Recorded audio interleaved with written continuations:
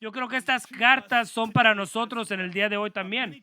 Muchas veces la gente pregunta, pastor, siempre que me da risa porque siempre que menciono los tiempos finales o la venida de Jesús o algo de esa naturaleza, que la Escritura nos enseña y dice que prediquemos de eso. Pero mientras yo hablo de esto, es interesante que siempre la gente me busca y me dice como si yo tuviera un mensaje secreto que no he compartido. Pastor, dígame, ¿usted cree que faltan días para que venga el Señor? Primeramente, déjenme decirles esto, yo no sé. Yo no sé, nadie de nosotros sabemos cuándo sería. Pero lo que sí les voy a decir es esto, que mientras yo miro la Escritura y miro la cultura, yo no creo que tienes que buscarle mucho para entender que si Pablo y los otros discípulos y los apóstoles en ese tiempo creían que ya eran los tiempos finales por como ellos enseñaban, entonces puedo garantizarles que ahora estamos mucho más cerca del final, del fin de los tiempos. Amén. 3 de ustedes, fantástico, me encanta su respuesta. O digan amén o Dios mío. Porque ellos estaban convencidos de que Cristo venía muy pronto. Hace 2000 años, pues sí, pero tú puedes decir, estaban equivocados. No, ellos estaban mirando su cultura en el día de ellos y estaban mirando cómo estaba el mundo en ese tiempo. Y de muchas maneras su mundo estaba mucho peor que en el tiempo de nosotros. En muchas veces ellos estaban tratando con reyes y reinos. Y de hecho, en el contexto del mensaje de hoy vamos a escuchar una revelación por el discípulo Juan, que Jesús le dio una visión en el momento que él estaba sido cautivo por el predicar el evangelio y fue trasladado a la isla de Patmos. Y en esta escritura, él enseña que la visión que él dio era bajo persecución, mas sin embargo en su mente él pensaba, este emperador, estas personas son los anticristos definitivamente. No hay alguien más que pueda parecerse más al anticristo que estas personas que me mandaron para acá, pero yo les quiero decir que si ellos ya estaban en los tiempos finales, nosotros mucho más, con más razón.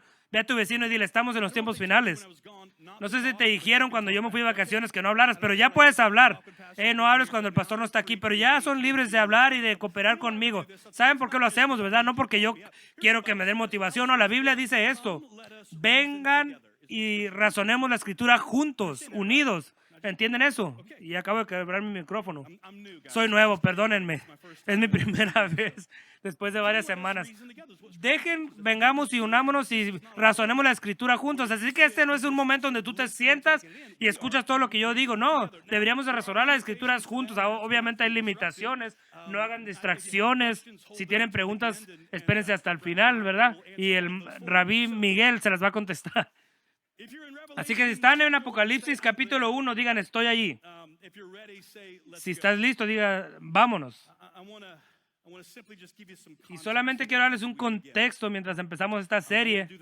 No haré todas las semanas, pero creo que es importante tomar un poco de tiempo para echar un fundamento, para que tengan un punto de referencia cuando quieran. Y se los voy a leer en Apocalipsis 1, la revelación de Jesucristo. Entiendan que la revelación de Jesucristo no es la revelación de los tiempos finales, sino que es la revelación de Cristo Jesús mismo. ¿Entienden eso? La Biblia no fue escrita para darte todo lo de los tiempos finales. Sí te lo da, pero la meta de este libro no es revelarte quién es el anticristo o cuándo va a venir Jesús. No, la meta de este libro es de revelarte a ti Jesús mismo. La meta es de mostrarte a Jesús y específicamente sobre Jesús, que Él es Rey de Reyes y Señor de Señores. Amén. Y cuando Él pase y cuando pase, hay mucho debate y mucho pensamiento en las escrituras de esto, pero algo sí es de seguro. Jesús es el Rey de Reyes y Señor de Señores, y toda rodilla se doblará ante Él y toda lengua confesará que Él es el Señor. Amén. Eso debería ponerte un poco contento esta mañana. Así que empieza mostrándonos en el 1:4, un poquito, vamos a adelantarnos, y dice, yo soy Juan, le escribo a la carta de las 7 iglesias, y mientras yo comparto esto, van a leer en unos momentos, no voy a entrar en todo el capítulo y los animo a que lo lean, pero si se brincan al 9, yo, Juan, tu hermano, con ustedes y su compañero en el sufrimiento en el reino de Dios y la paciencia perseverante a las que Jesús nos llama, me exiliaron a la isla de Patmos por predicar la palabra de Dios y por mi testimonio acerca de Jesús. Así que Pablo dice, Pedro dice esto, estoy en la isla Perdón, Juan. Y Juan en ese tiempo, la edad promedio de ese tiempo era 50. Así que entiendan esto. La mayoría de los discípulos se murieron de los 50, que nosotros consideraríamos que era muy joven. Porque los 50 es muy joven. ¿Cuántos dicen amén en eso? Mucha gente me va a decir amén en este servicio, pero en los servicios que vienen tal vez no me digan eso. Pero de todas maneras vamos a seguir. Pero la realidad es esta, es que 50 era la edad promedio de la vida en ese tiempo. Así que Juan, interesantemente, mucha gente cree que Juan vivió a 100 años o tal vez un poco más. Era el único discípulo, aparte de Judas, que no murió de mártir, sino que vivió su vida y se murió de edad avanzada. Y la ciudad de Efesios, que es el centro de la carta de la que vamos a leer hoy, porque mucha gente cree que después de Juan, que regresó de la isla de Patmos, cuando murió el emperador de Roma, cuando regresó Juan a Éfesos, él vivió su vida allí en Éfesos. Interesantemente, mientras él avanzaba en edad, hay una historia que mientras Juan avanzaba en edad, era muy limitado en su hablar, en su habla, pero literalmente él tenía una frase que decía a toda la gente con la que él se encontraba: oh, es el discípulo Juan al que Jesús amó, el escritor de Apocalipsis. La gente lo traía y lo ponían ahí para que él saludara a la gente en el templo. Y él lo único que decía a la gente es esto: ámense unos a los otros, porque ustedes saben que Juan era el discípulo amado, el discípulo que estaba lleno de amor. Mucha gente creía que cuando él se acostaba en el pecho de Jesús, tal vez un poco más joven de edad que todos los demás, pero él era uno que amaba, y no era uno que amaba porque simplemente era ese tipo de persona.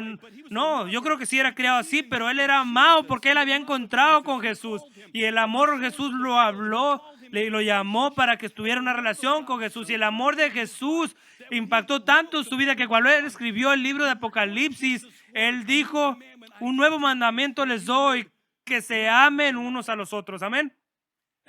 Así que Juan simplemente le decía a la gente: ámense unos a los otros, ámense unos a los otros. Y me veo interesante que en luz de su carta a Éfesos, Juan fue exiliado. Literalmente dicen que en ese tiempo el emperador trató de hervir a Juan en aceite, pero mientras él estaba parado en el aceite hirviendo, él estaba parado y no se moría y seguía predicando el evangelio. ¿Qué vas a hacer con alguien que no se muere aunque lo pongas en aceite hirviendo? Yo sé que muchos de ustedes tienen suegras así, pero no estoy jugando, perdónenme. Es mi primera vez, perdónenme. Fue una broma. Mi suegra no, yo amo a mi suegra. Suegra, te amo, perdón por esa broma. Perdón, pero la realidad es esta, que hay otra parte en la historia de Juan, como nos enseñan las escrituras, que él tomaba veneno, lo trataron de envenenar para matarlo y no se moría. Así que, ¿qué haces con alguien que no se quiere morir? Pues lo llevas, lo exiliaron a la isla de Patmos, que estaba de 8 a 10 millas larga y ancha, un lugar donde tú sientes que no pueden hacer nada, que no pueden predicar el evangelio, no pueden confrontar el mundo de hoy, no pueden ser un estorbo para el emperador en ese lugar. Así que lo mandan a la isla de Patmos, pero desafortunadamente ese es el lugar exacto donde Jesús lo quería, porque Jesús se le mostró en ese momento y le dio la revelación de Apocalipsis que nos dice que Jesús es Rey de Reyes y Señor de Señores. Amén. Déjenme decirles, ustedes tal vez estén exiliados. ¿Qué lugar tan perfecto para que Jesús se haga presente en tu vida? Amén. Amén. Así que Juan está allí y tiene una visión, y si leemos, dice que estaba en el Espíritu en el día del Señor, que es domingo, por cierto. El día del Señor es cuando el Señor resucitó, y de repente escuchó una voz y tiene una visión de Jesús mismo. Jesús viene y le dice y le da esta revelación. Y quiero que vayamos al capítulo 2, y yo voy a ver que vean la descripción que nos dan aquí que Juan tiene sobre Jesús. A veces es un poco temoroso, pero no, déjenme decirles esto: Jesús se hace presente en forma profética en el Antiguo Testamento, pero en este momento viene y le da una profecía a Juan y le dice lo que ha de venir y le empieza a hablar a él y empieza a decirle así: quiero que le escribas 7 cartas a 7 iglesias. Y si no tenemos cuidado, le vamos a leer esto, pues vamos a decir, pues Dios estaba tratando con ciertas iglesias en ese tiempo. Y si fuera solamente una carta, sí, pero hay esto, literalmente dice: quiero que aquellos que tengan oídos oigan. Y ustedes ya escucharon eso en la serie pasada. Ahora pueden usar ese discernimiento para que ustedes, si tienen oídos, oigan. Para las iglesias, y quiero decirles esto, que cuando Jesús da esto, no habla singular a una iglesia, pero habla lo que yo le llamaría a la era de la iglesia, que es la que estamos viviendo ahora. Si quieres saber en qué tiempo estamos en la era de la iglesia. La era de la iglesia hemos estado por ellas por varios años, por varios centenarios. Es la era de la iglesia. Interesantemente, en este mundo, literalmente alguien me mandó un artículo que decía de esto. Hablaba el decline de la iglesia. ¿Cuántos han hablado del decline de la iglesia? Muchos de ustedes lo han hecho, ok. Pero siempre me encuentro intrigado por esto, que son escritos por gente secular sobre el decline de la iglesia y por qué está declinando. Y sin duda alguna, yo no estoy en desacuerdo con ellos. Algunas de las cosas que están diciendo en el contexto de esto, pero déjenme decirles esto, que deben de entender que no importa lo que el mundo nos diga de la iglesia no fue la idea del hombre, la iglesia fue la idea de Jesús. Y quiero que vean esto. Si tú quieres conocer el valor de la iglesia, pues ¿por qué vamos a la iglesia, pastor? Un hombre dijo, pues no tienes que ir a la iglesia. Y esto es lo que hemos pasado a creer, especialmente en estos días. Si tú vienes de otras religiones, tal vez piensas diferente. Pues ¿cuál es el valor de la iglesia? ¿Por qué tengo que ir a la iglesia? ¿Necesito realmente la iglesia para seguir a Jesús? Y muchos de ustedes tal vez vengan de otras tradiciones, tal vez de una iglesia católica. Ustedes fueron enseñados o no fueron enseñados, pero esta es la enseñanza de la iglesia católica, que no hay salvación fuera de la iglesia. Pues, ¿qué pasó? ¿Qué quiere decir, pastor? Para ser salvado tienes que hacer ciertas cosas, tienes que recibir comunión, la Eucaristía, la confesión y muchas cosas de esta naturaleza. Muchos están moviendo su cabeza. Sí, sé de lo que está hablando, pastor. Y no sé qué, muchos de ustedes van a decir, no sé de lo que están hablando, pero está bien, no te preocupes de eso. Pero la iglesia católica, no hay salvación fuera de la iglesia, fuera del edificio. Es solamente a través de la iglesia que puedes recibir salvación. Y en los 1500 llegaron reformas nuevas, Martín Lutero, y dijeron, no, esperen, la salvación únicamente basada en la Escritura es a través de fe en Jesucristo. Amén. Salvación es por fe, es un regalo por gracia y es por fe en Jesús. Eso es la salvación. Y no tienes que hacer nada excepto recibirla. Es por fe. Simplemente decir, sí, Señor, me rindo ante ti. Ahora, de ese punto para adelante, hay cosas que hacemos para participar. La Escritura nos dice que hagamos obras para nuestra salvación con temor y temblor, que estamos en un proceso de crecimiento, de santificación. Una palabra grande cristiana es santificación, y se trata de que tú seas más parecido a Jesús y crecer en tu fe. No solamente te quedes allí, eres salvo y te quedas ahí como un bebé. No, crece. Mira a tu vecino y dile, crece. Muchos de ustedes no estaban hablando de espiritualidad, estaban hablando de otra cosa. Estaban siendo un poco agresivos. Pero lo que yo pienso que pasó, no quiero darle lugar a otras cosas, pero lo que yo creo que pasó es que pasó la iglesia a ser algo mínimo, algo sin valor. ¿Para qué necesito la fe? Si es en fe en Jesús, no necesito la iglesia, hermano. Necesito a Jesús. Y hay mucha gente que han abrazado esa idea en el día de hoy y que dicen, no ocupo a la iglesia, no necesito a Dios. Jesús me cae bien, a la iglesia no me cae bien. ¿Y saben por qué es eso? Porque la iglesia está llena de gente quebrantada. Muchos de ellos llegan a ser pastores incluso. Muchos de ustedes están moviendo su cabeza así muy liberadamente. Me lastima mi corazón un poco. No, pero es la verdad. Somos gente quebrantada. Somos ovejas. Amén.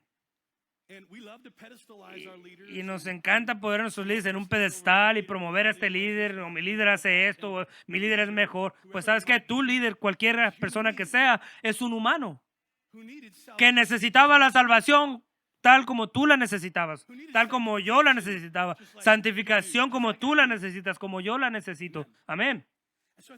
Así que yo pienso que lo que pasó desafortunadamente es que empezó a irse por un lado erróneo. La iglesia es opcional, 1.75 veces al mes. Eso está suficiente, es suficiente. Es la estadística. Y no estoy aquí para condenarte y tal vez sí, tal vez el Espíritu Santo lo va a hacer, pero aquí está lo que sí te estoy diciendo y lo que estoy aquí para decirte, una verdad simple. La iglesia fue establecida por Jesús y fue su idea. ¿Cuántos saben eso? Yo sé que ha habido ideas diferentes y ha habido batallas y siempre ha habido problemas o batallas, sí, porque siempre ha habido gente, entiendan eso. Pero Jesús nos dice esto en Mateo 16:18. Ahora te digo que tú eres Pedro, que significa roca, y sobre esta roca edificaré mi iglesia, y el poder de la muerte no la conquistará. Déjenme preguntarles, ¿quién está edificando la iglesia? Gracias por esa persona que contestó. Jesús. Jesús está edificando la iglesia. Y si van a Efesios capítulo 4:11, dice Jesús dio estos dones a la iglesia. Saben que hay dones del Espíritu Santo, pero también hay dones y regalos de Jesús. Hay dones del Espíritu Santo que son para la iglesia. Los 9 dones, la hospitalidad, liderazgo, lengua, interpretación de lengua, sanidad, milagros, discernimiento, muchos de esos. Pero esos son dones del Espíritu Santo para la iglesia, para edificar la iglesia. Pero también hay dones de Jesús que son el pastorado, el apostolado, el evangelista, el maestro. ¿Quién me faltó? El profeta. Gracias. Si esa persona es profética, por eso me recordó. Pero la verdad es esta, que Jesús es el que da dones y Él es el que estableció la iglesia. Y lo que vamos a ver en Apocalipsis, que mientras sigo leyendo, Él es el que estableció y Él es el centro de la iglesia también en el día de hoy. Amén. Él es el líder de la iglesia. Él es el gran pastor de la iglesia. Amén. Juan 10 nos dice eso. Todo el resto de nosotros somos bajo el gran pastor. Amén. Así que entendamos esto. La iglesia, cuando yo hablo de la iglesia, no es como una institución que quiero hablar de eso. Es que hablo de la gente. Muchos de nosotros rechazamos la institución de la iglesia cuando deberíamos de estar abrazando a la gente de la iglesia en lugar de la institución. Porque este edificio es metal, es madera, es pintura, es una caja muy grande, si lo quieres llamar así. Es un lugar donde la iglesia se junta o puede ser un lugar donde compras tus comida, pero ha sido santificado para un lugar donde se junta la iglesia, pero el edificio es un edificio y sigue siendo un edificio. Ahora, muchos edificios son mejores que otros. Si te vas a la historia de la iglesia, había lugares muy interesantes y muy llamativos que te ayudan para adorar a Dios. Yo no tengo problema con eso, que te ayudan, que están bonitos para que te ayuden a crecer en tu relación con Dios. No tengo problema con eso, pero aquí es lo que te voy a decir. No importa cómo se mira, la iglesia no es un edificio, la iglesia son las personas. Amén. Ahora, con eso dicho, ¿por qué necesito la iglesia? Hebreos 10 nos dice, pensemos en maneras de motivarnos unos a otros a realizar actos de amor y buenas acciones, y no dejemos de congregarnos como lo hacen algunos.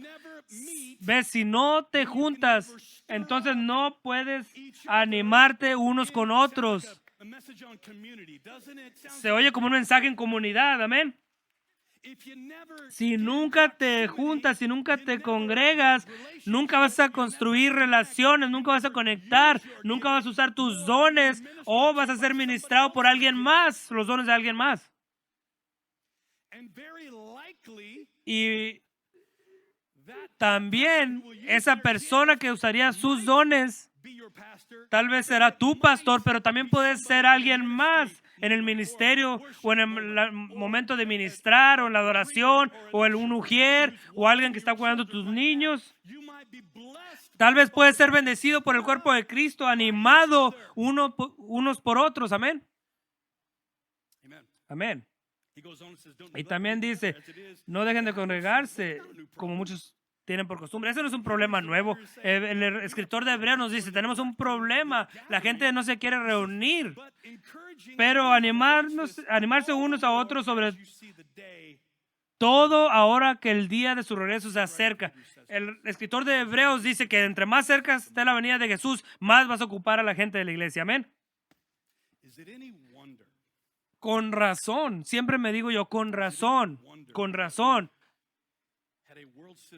Tenemos un sistema del mundo. Déjenme decirles esto.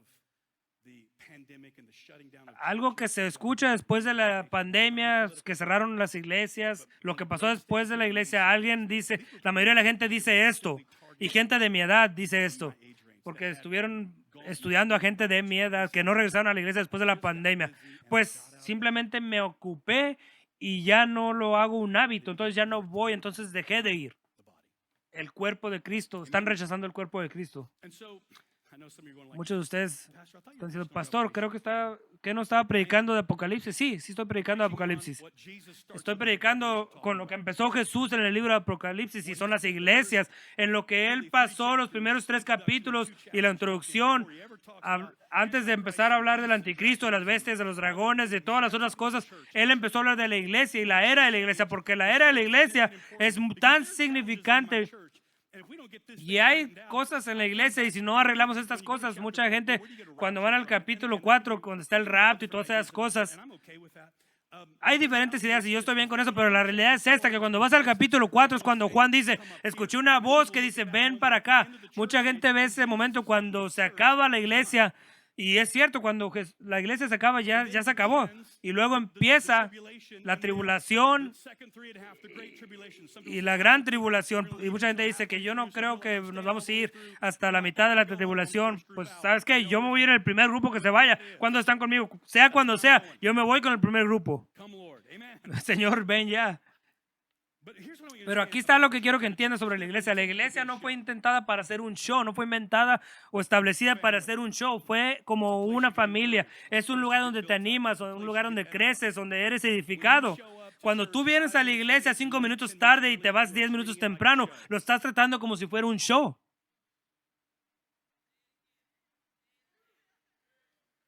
Es la verdad. Y yo entiendo que hay emergencias y no te estoy condenando, no estoy condenando a nadie, pero necesitamos figurar algo en este tiempo. No es un show, no es un espectáculo. Y en esos momentos son los momentos tan críticos que hay encuentros con el Señor tan poderosos en el pasillo, cuando tú vas por tus niños. Ánimo viene fortaleza, viene bendición, viene oración en esos momentos tan críticos. Déjame decirte que no es un espectáculo, se trata de una familia aquí. Pero yo considero como todo que las iglesias tienen problemas. ¿Por qué? Porque hay gente en las iglesias. Así que Pablo escribe esto. Vamos a Apocalipsis. Al ángel de la iglesia en Éfesos, las palabras de aquel que tiene las 7 estrellas en su mano derecha y que camina entre las...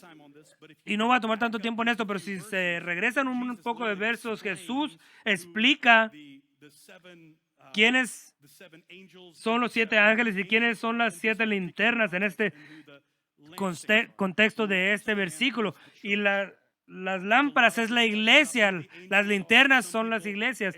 Mucha gente tiene diferentes ideas de quién eran los ángeles. La palabra ángelo es la palabra griega y creen que eran mensajeros. Tal vez era el pastor de esa cierta iglesia en específico. No sé, puede ser. Mucha gente tiene diferentes ideas. En el judaísmo había iglesias asignadas a familias, a sinagogas, a naciones. No sé, no sé ni quiero darle mucha atención a eso, pero lo voy a dejar para que ustedes lo sigan estudiando un poco. Pero lo que yo sí quiero enfocarme que las linternas fue muy claro y dice que las linternas era la iglesia. Quiero ayudarte un poco con esto. Quiero que te unas conmigo orando esto, porque yo lo oro muy seguido. Señor, incrementa la luz de nuestras linternas.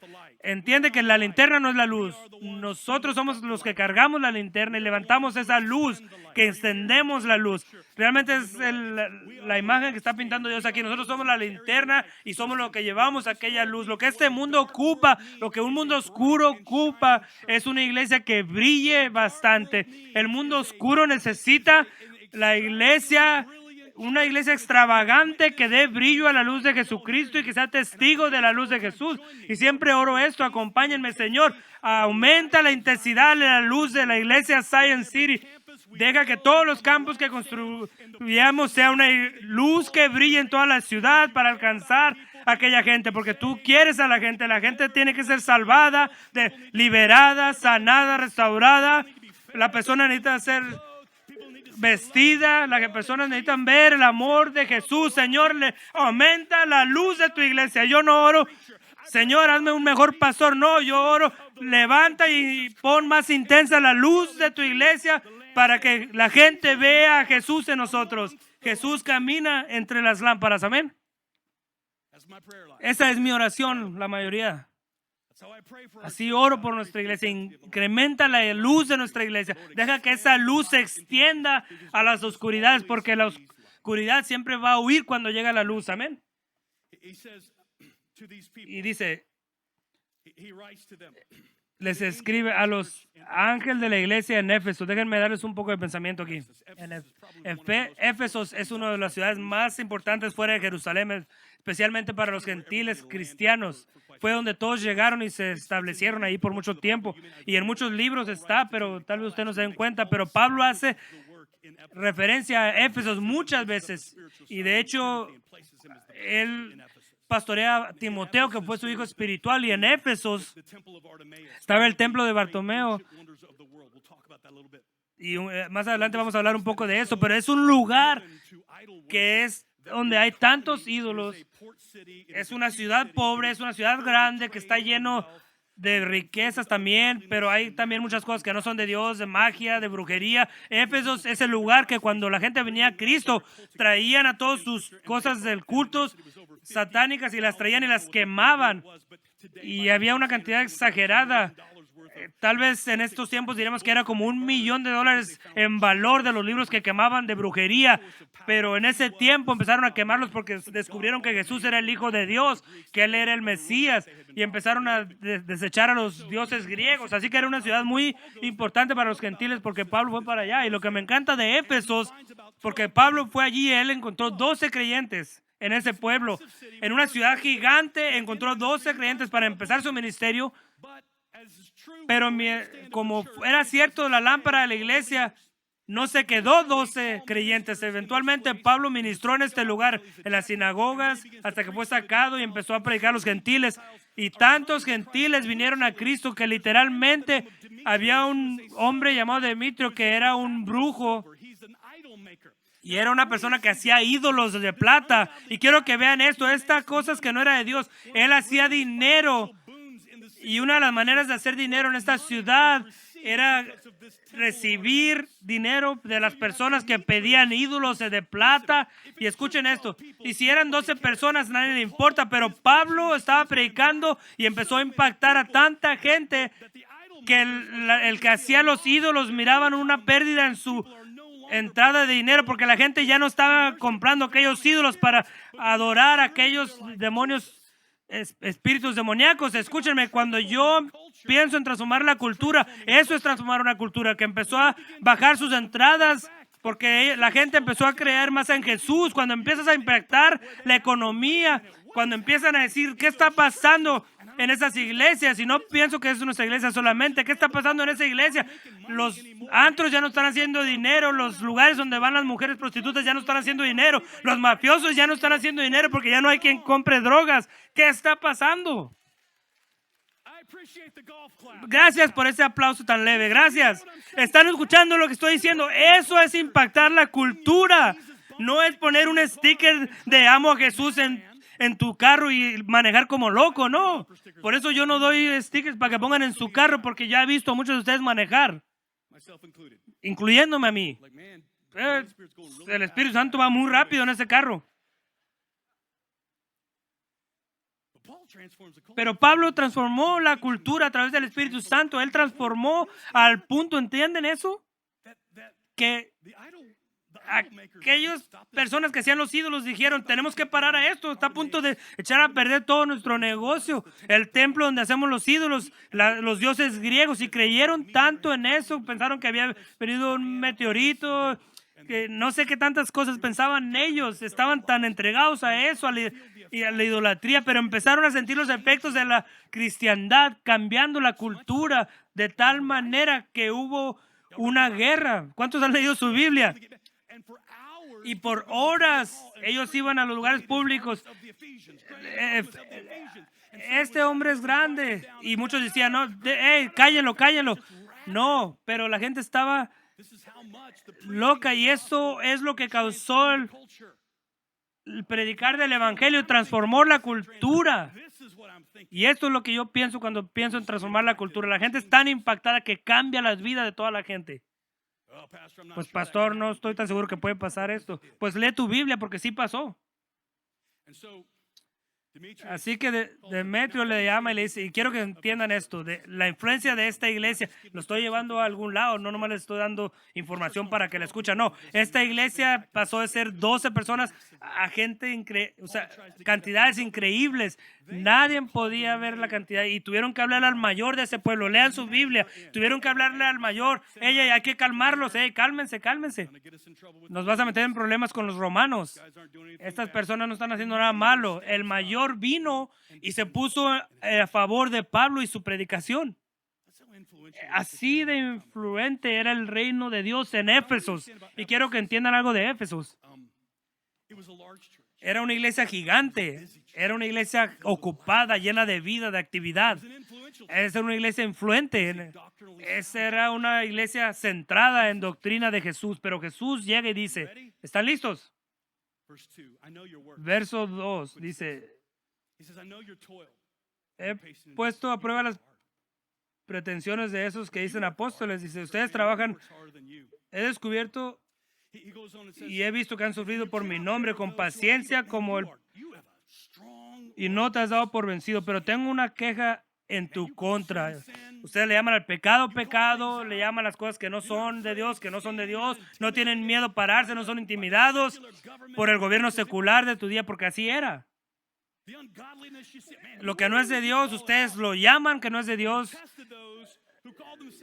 y han llamado a los que se llaman ser apóstoles y no son, y los han encontrado que son falsos. Y si ustedes regresan a Efesios, Pablo les dijo, cuando yo me vaya, van a venir los lobos. Así que esta gente que tenía estas doctrinas, conocían su Biblia, no tenían Biblia, pero conocían las tradiciones y las enseñanzas de Jesús, conocían las cartas. No, eso no es cierto. Puedes venir con señales y prodigios, pero tú no eres un apóstol. Tu enseñanza no está bien porque no se trata de Jesús. Ellos podían reconocer y discernir los falsos profetas y los líderes espirituales que eran lobos, y no iban a tolerar eso. ¿Cuántos saben que eso se escucha como una iglesia tremenda, una iglesia centrada en la doctrina de Jesús? Ellos conocían los principios del reino de Jesús, y ellos dicen que sé que han tenido paciencia sin darse por vencidos por mi nombre. Han pasado por muchas cosas, han sido perseguidos. Esto no es una iglesia fácil que viene y baila los domingos y se va a su casa y actúa como el diablo el resto de la semana. No, esta era una iglesia. Y si Éfesos estaba en vida el día de hoy, ustedes estuvieran allí. Muchos de ustedes estuvieran allí. ¿Saben lo que les estoy diciendo? Y aparte de todo esto, tienen mucha energía. Ustedes no se dan por vencidos. Están firmes, pero tengo algo en contra de ustedes, les dijo. No me amas a mí, ni se aman entre ustedes como al principio. Oh, sí, hacen todo lo que tienen que hacer. Justicia. La doctrina la siguen bien, pero no aman, no como lo solían hacer al principio. Han perdido su primer amor, han perdido su pasión. Sí, tienen pasión para teología doctrinal y debates, pero has perdido lo que era amarse uno con el otro. Y interesantemente, si regresamos a Efesios 1:15, Pablo les escribe a ellos y dice, por esta razón, porque he escuchado de su fe, y dice, Jesús vino y tomó varios años enseñándoles y dijo, por esta razón he escuchado de su fe ha sido de una leyenda. Y dice, y su amor hacia los santos. Ustedes están viendo por lo que eran reconocidos en el principio, el amor por los santos, dice. Fe increíble y amor increíble. Y ahora Jesús les escribe y les dice, me encanta que tengan paciencia, que sean perseverantes, y no los castiga por esto, sino que los afirma. Y les dice, hay algo que está faltando, amigos míos. Es el amor. Tal vez haya un debate, tu amor por Dios y tu amor por gente. Yo diría que son los dos. Van mano a mano, porque Jesús conectó esos dos. Juan, el amado, cuando escribió Primera de Juan, dice, ¿cómo puedes decir que amas a Dios y odias a tu hermano? Así que esas van conectados, van uno con uno. Podemos estar de acuerdo en eso. Jesús dijo, ama a Dios sobre todas las cosas y luego ama a tu prójimo, y dijo, y de igual manera ama a Dios y ama a la gente.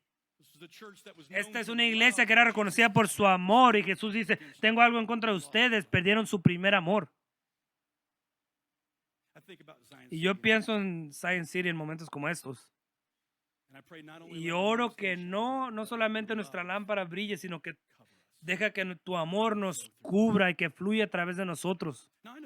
Y sé que es difícil para muchos de nosotros, porque tienes que entender que cuando una iglesia crece por la luz y mucha gente empieza a venir, hay gente que tenemos que hacer como iglesia que mucha gente no entiende. Pero eso no quiere decir que no tenemos amor para la gente, ¿me escuchan? Debe haber organización, estructura en la iglesia. Sí, entiendo yo eso. Es imposible que tu pastor salude a cada persona del servicio. En este servicio únicamente, pues, sin mencionar los otros servicios. Y mucha gente entra a una iglesia tan grande como esta. Y lo escucho muy seguido, pues Dios me dijo que fuera a Zion City y dije, no, yo no quiero una iglesia tan grande. ¿Pero por qué? Eso me lastima mis sentimientos. Porque yo digo, somos una iglesia que ama, pero hay un grupo de gente que cree que en una iglesia grande no aman a la gente. Y eso está equivocado.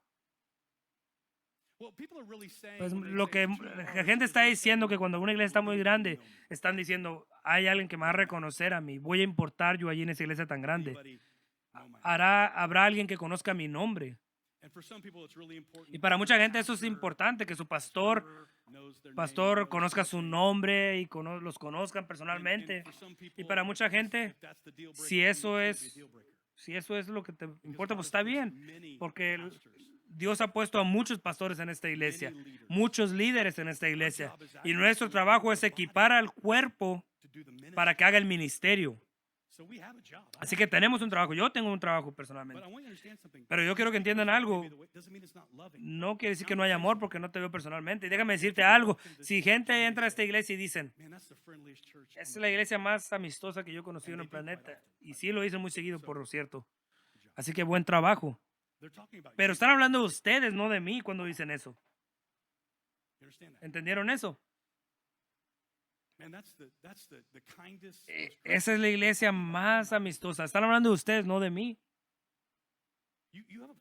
Tienes un lugar y un trabajo que hacer en esto que se llama iglesia. En lo opuesto, si dicen, esta es la iglesia, es una iglesia más que no tiene amor y no es amistosa, pues ahí se las voy a dejar. Pues tal vez sí estén hablando de mí, muchos de ustedes piensan eso, pero la realidad es esta. Tengo algo en contra de ustedes. Han perdido su primer amor. Eran una iglesia que empezó con el amor. Y Él los reconoce por lo que eran fuertes, pero también les dice, escuchen, el mensaje que Jesús le dice a la iglesia de Éfesos como una carta profética para nosotros, es una enseñanza que enseñan que la verdad y el amor deben ir mano a mano. Una iglesia que tiene puridad doctrinal y mantiene el amor Es igual que una iglesia que arriesga la verdad por enseñanzas doctrinales no correctas. No podemos representar a Cristo correctamente sin amor. No podemos. Y sin amor, nuestro testimonio como cristianos es comprometido. Amén. Así que Jesús dice, un mandamiento les doy. Y los reconozco que son fuertes en la doctrina, que rechazaron el mal, que se pararon firmes. Pero tengo algo en contra de ustedes. Dejaron su primer amor. Y lo que me encanta de estas cartas es que Jesús no nomás lo deja allí. Necesitas irte a tu cuarto y arrepentirte. No. Sino que les dijo, voy a decirte cómo remediarlo. Si estás sentado aquí, la verdad es esta. ¿Te has sentido como que no amo a Dios como lo hacía antes? No amo a la gente como lo hacía antes. A mí siempre me pasa, no creen que no. Sí, así me pasa, porque mi ministerio funcionaba de diferente manera. Estábamos unidos. Cuando era pastor de jóvenes era muy diferente. Estábamos allí juntos, topándonos uno con el otro, pero todo ha cambiado, la vida ha cambiado. Y hay muchas veces que digo, extraño a la gente, extraño esa parte del ministerio. Así que encuentro maneras, encuentro a gente con lo que puedo hacer eso, porque sé que es importante, porque no quiero perder mi primer amor. Ven, el amor no nomás es una idea, no es una teoría, es una acción. Si piensas que estoy hablando de maripositas en el estómago, eso no es la definición más alta del amor. Porque si tú tienes maripositas en el estómago y te casas, déjame decirte que en el tercer día, esas maripositas van a pasar a ser unas tunas muy espinosas. Porque lo que te encantaba de esa persona ahora no te gusta. Ay, me encanta cuando ella ronca, es tan bonito. Por favor, deja de roncar. Busca ayuda.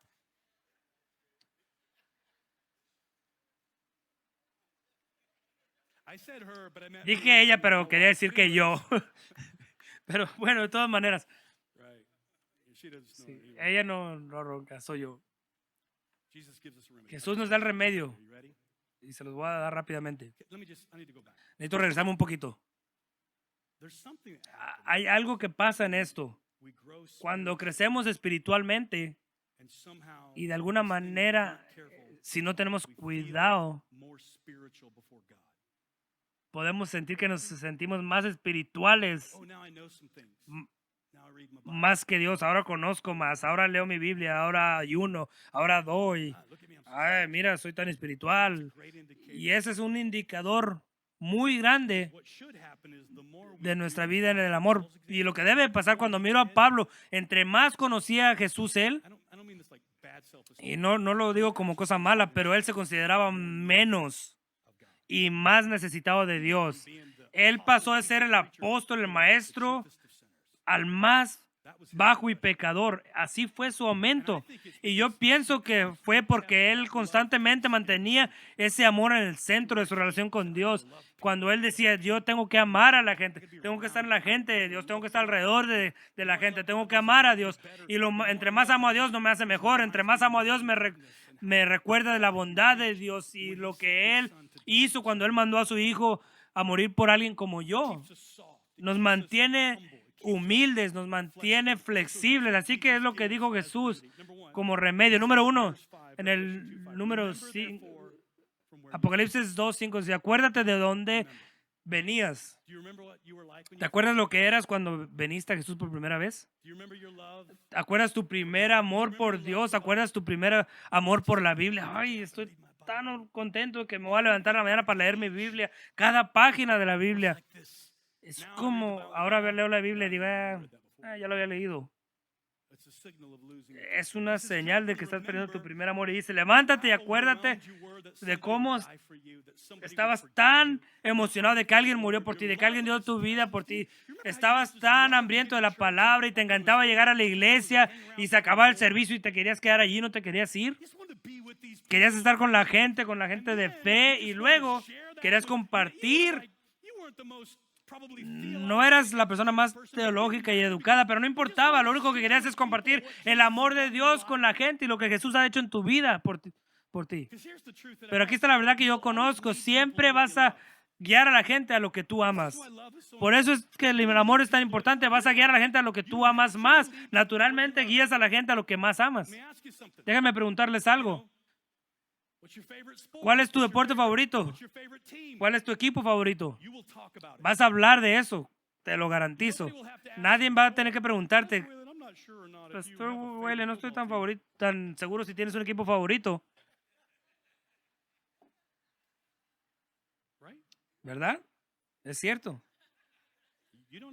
No me conoces muy bien. Escuchen lo que les digo. Ustedes guían a la gente a lo que tú amas. ¿De qué hablas a todas horas, en todo tiempo? Es lo que tú amas.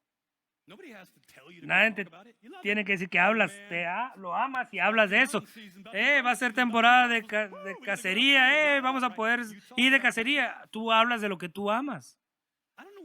No sé lo que tú amas, pero puedo darme cuenta rápidamente al estar 5 minutos contigo. Sí, así es. Puedo ver las cosas que te importan, las cosas que amas, las cosas en las que pasas tiempo y energía. Y es por eso que tener amor por Jesús, acordarnos del primer amor, es tan importante. Y no tengo que decirte que compartas tu fe, porque naturalmente vas a guiar a la gente a lo que tú amas. Número 2. Recuerden, y luego dice, arrepiéntanse. Arrepentirse es un acto de cambiar tu mente, dejar esa manera vieja de pensar y empezar una nueva manera. Voy a cambiar mi mente en la manera en que yo pienso. Tú piensas que arrepentirse es cambiar de dirección, y sí es, pero es un resultado de cambiar tu pensamiento. Necesitas arrepentirte. Y esto es una de las cosas que yo pienso como iglesia. Nos hemos alejado de esto. Arrepentimiento personal. Y hemos entrado en, Dios, perdóname. Señor, perdóname mis pecados. Sí, está bien eso.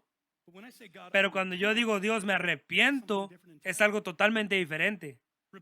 Arrepentimiento no es Dios, perdóname, me viste, perdón que lastimé al Espíritu Santo, perdóname por hacer algo malo. No, y no digo que Dios no lo hace, sí, Él nos perdona, pero nos dice que nos arrepentamos. Cambian tu manera de pensar. Ya no voy para allá, ahora voy para otro lado. Voy a empezar a hacer esto, voy a cambiar esto, voy a ver las cosas diferentes, voy a cambiar la disposición, voy a alterar la disposición de lo que era a lo que Dios me está pidiendo que haga. ¿Por qué? Porque Él es Dios, porque confío en Él, porque sigo a Él, no me sigo a mí mismo, yo sigo a Jesús.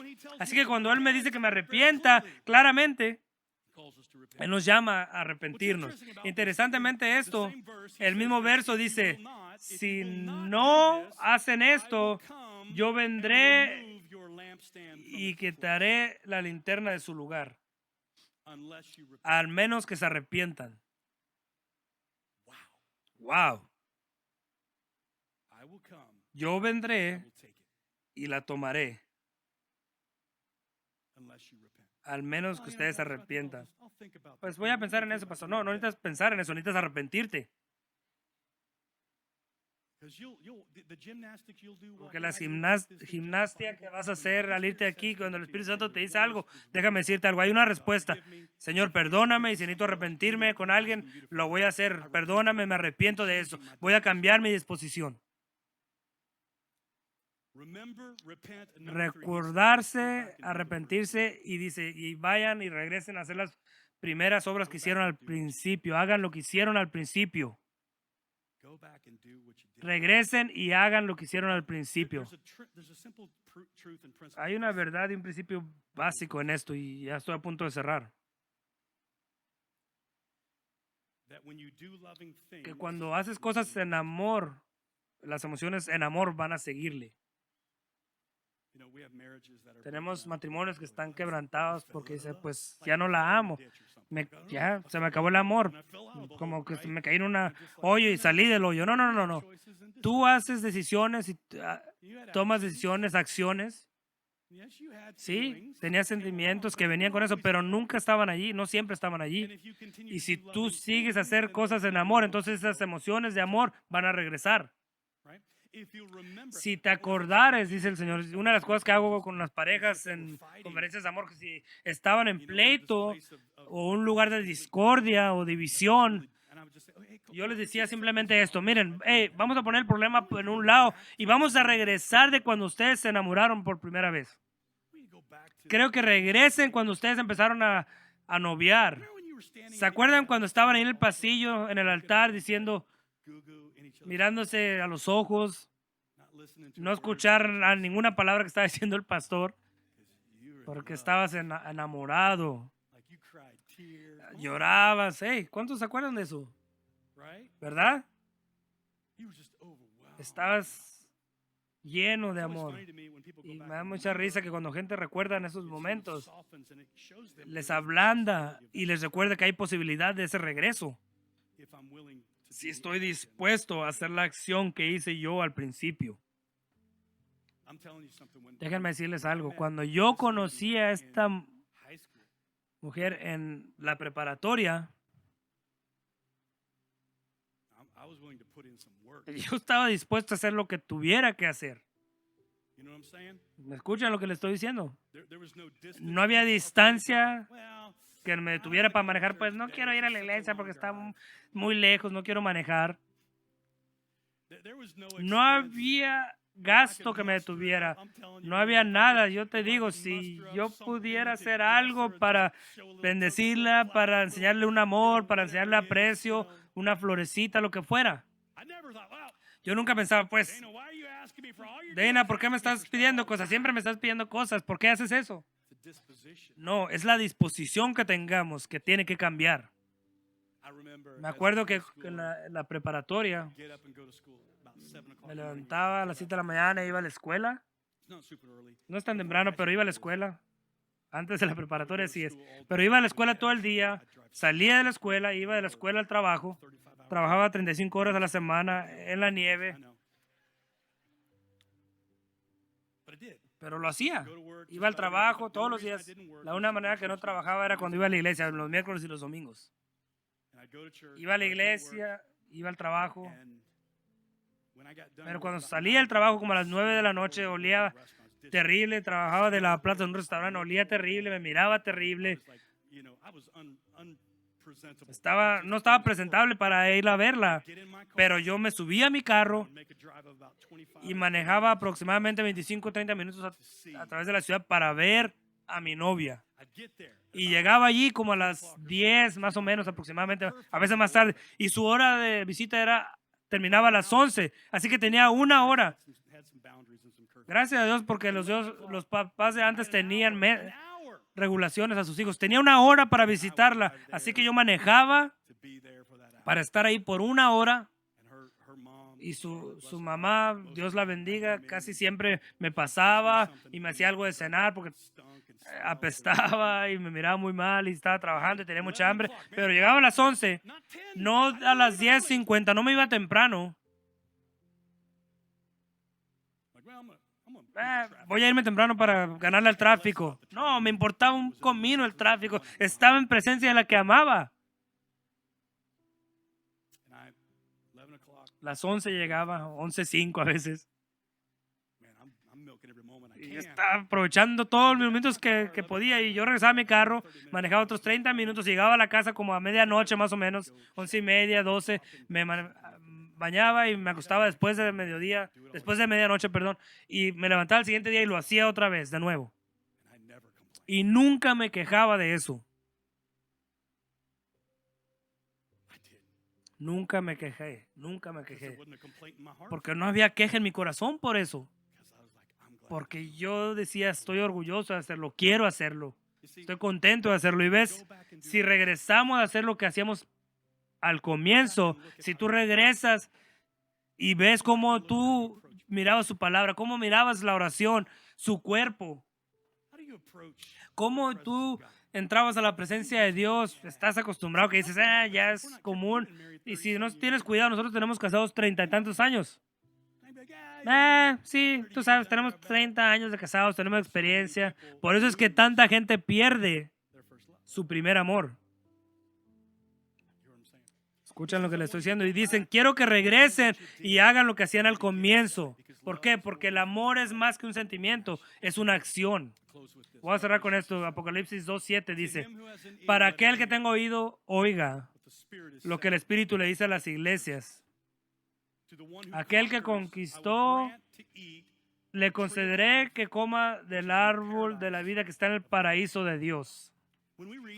Cuando leemos eso, pensamos en el cielo y déjame lo que yo creo que Jesús está diciendo para los éfesos en este tiempo. El templo de Bartimeo, había 120 columnas, había una cosa excepcional, cubierta de oro. No había lugar para un Dios falso. Y en el centro de eso había un lugar que le decían el paraíso. Es la palabra que usó Jesús en este versículo. Era el paraíso. Era un árbol que crecía en el centro de este lugar. Y era un árbol que lo que pensaban que era el lugar donde había bajado Dios. Y era un lugar santo, un lugar del paraíso. Era un lugar de santificación. Literalmente, si tú eras culpable de algo, podías correr al templo de Bartimeo y encontrar refugio, encontrar santificación. Si habías matado a alguien, si venían persiguiéndote para matarte, podías correr en el mundo secular al templo de Bartimeo y entrando allí se consideraba un lugar santo, un lugar de reformación, de santificación y nadie te podía tocar allí. Interesantemente, porque la misma palabra que Jesús usó en el paraíso es la misma palabra que muchos usaban para describir ese lugar santo, en ese lugar de este Dios falso. Esto es lo que creo que Jesús estaba diciendo en este momento. Puedes correr hacia mí. Puedes regresar a tu primer amor. Si tú regresaras a tu primer amor, vas a comer del fruto de santificación en mi presencia. Vas a ser lleno. Donde estás vacío, yo te voy a llenar con amor. Si tú me lo pides, yo te lleno. Si tú haces lo que hacías primero, yo te voy a regresar al primer amor. Mi Espíritu Santo te va a ayudar a llegar allí. Tú no tienes que hacerlo en reglas y regulaciones. No, se trata de rendirte al Señor y decir, Señor, yo quiero mi primer amor por ti, mi primer amor por la gente. Yo quiero que eso regrese. Quiero rendirme a ti de tal manera que yo corro a ti y encuentro perdón, sanidad, restauración y santificación.